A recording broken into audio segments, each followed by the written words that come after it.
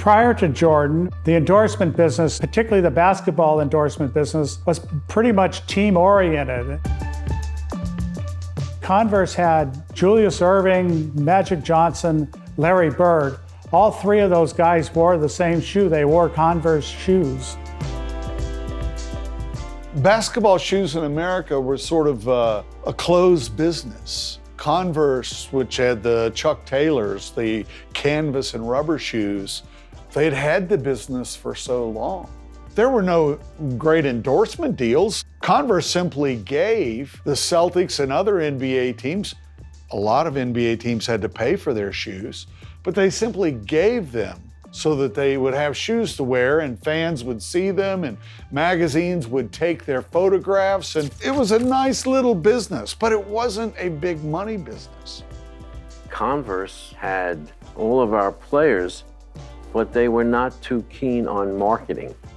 And then when Michael came along, Nike understood that this was an opportunity to use his connection to the league and his prowess as a basketball player as a stepping stone to grow the industry.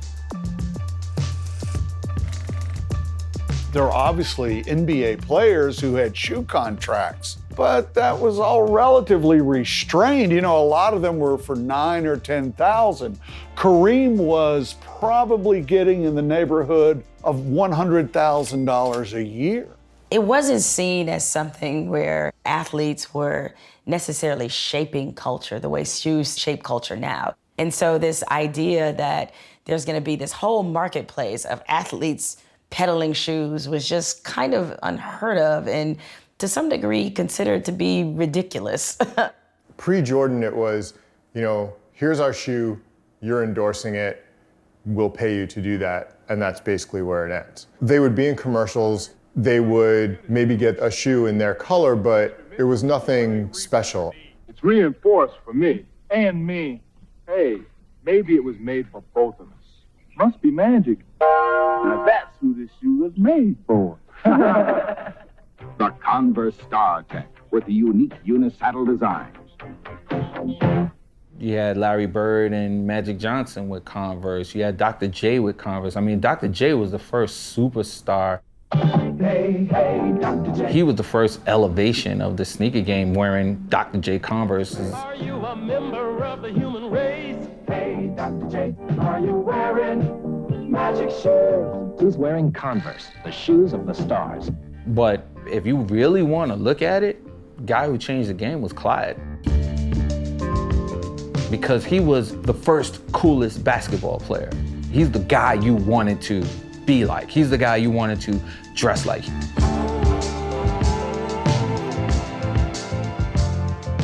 When you saw him, you saw the mink coats. You saw the Rolls Royces. He looked like the Hustlers. He looked like a superhero. And then he has his name in gold on the side of a sneaker. So everything else after that was a byproduct of him being the coolest first. But it's like the player had to be cool as well. Like, was Magic Johnson cool? Not really. Was Larry Bird cool? Was Abdul-Jabbar cool? Not really. But then Michael Jordan is semi-cool. But then his sneaker becomes a character, and then that's cool. So he reluctantly agreed. He comes to Oregon. And then we started showing him the things that we wanted to do with him, including making a red, white, and black shoe. And he said, so you want me to play in this? He said, yeah, that's the idea. You play in the game. Because see you play in the game, they buy the shoe. We played a tape using the Pointer Sisters song, Jump, and with a highlight reel of him. And at the end, we showed the wings and the Jordan trademark. But mostly what we had was, we had a program. We were going to make Michael Jordan a marketing superstar.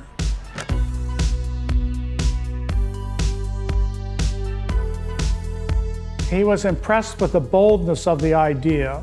And we went to dinner that night with his parents, and after the end of the dinner, his mother leaned over and said, don't worry about it, Michael will be wearing Nike.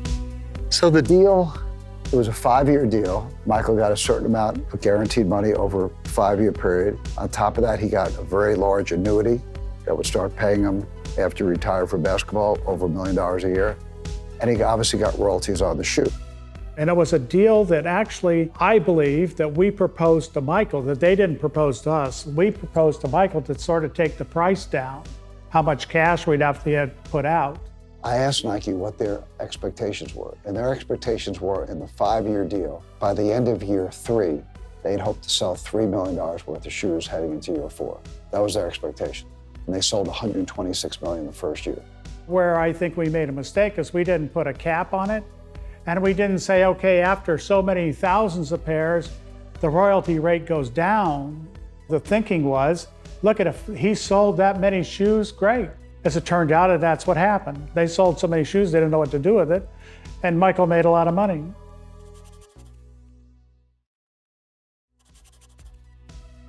By the end of year 3, they'd hoped to sell $3 million worth of shoes heading into year 4.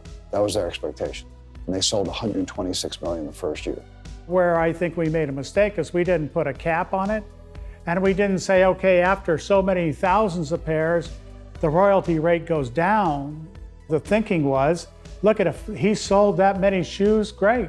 As it turned out, that's what happened. They sold so many shoes, they didn't know what to do with it, and Michael made a lot of money. Now, if I would have known that, I probably would have asked him to pay him $1 a year and 50-50 on the royalties.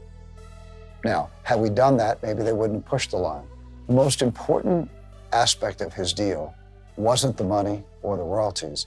I forced him to spend $1 million in the first 6 months to promote him. I think we agreed that we would pay him close to $1 million, and that we would put close to $1 million in marketing. And then the fun stuff started. And the fun stuff was, how are we going to market this guy? We all talked about how he used to soar in the air. David Falk, to his credit, said, I got a name for this thing. It should be called Air Jordan. Rob immediately wants to use the name. I said, well, why don't we think about it for a little while? There's an airline called Air Jordan. But no, Rob was going with Air Jordan. Michael always tells me, it's the first and the last great idea I ever had.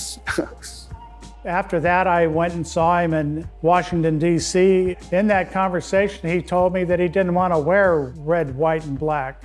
And when I asked him, I said, well, what's the reason? He said, they're the devil's colors. I said, well, they're the Chicago Bulls colors, so you better go talk to the guy that owns the Chicago Bulls, because I can't change him. I mean, he wanted to wear Carolina blue, which was the color of his school. And I said, we'll make you a pair, you can wear them on Saturdays, but you're in red, white, and black, you know, that's just the way it's gotta be. Well, the ideology behind doing this came a long time before the shoe was first launched.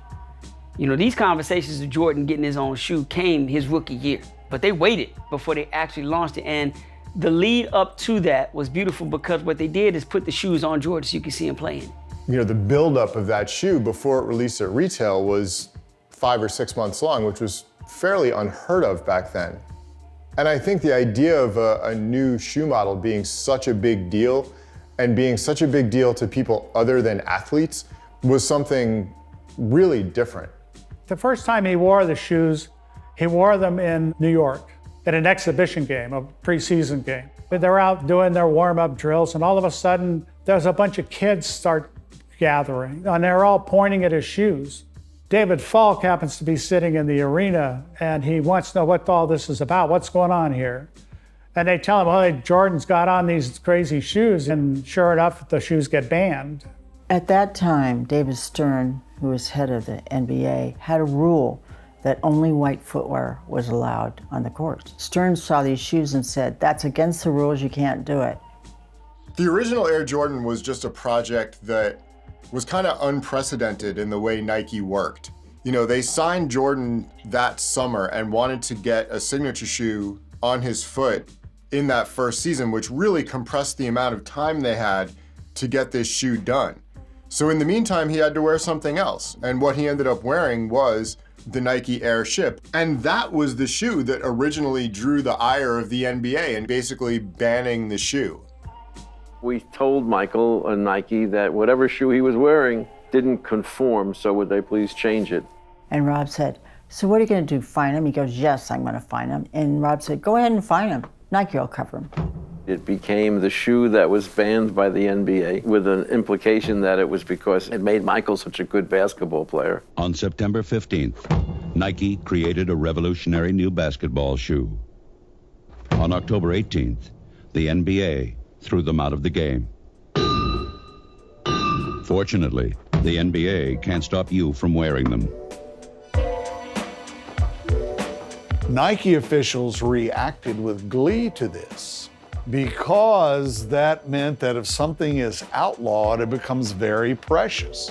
Typically, when you brand a product, you start with what we call functional benefits of consumption. You want to give people a sense that, again, this somehow solves a problem or it somehow makes you better at something you're doing. And that was the first thing we did with the Jordan brand was, hey, we gave you the sense that you would be a better basketball player if you were to wear these shoes, and that the NBA banned these shoes because it gave Michael Jordan some type of competitive advantage. And then when you look on television, you see this man doing things that you've never seen an athlete do ever.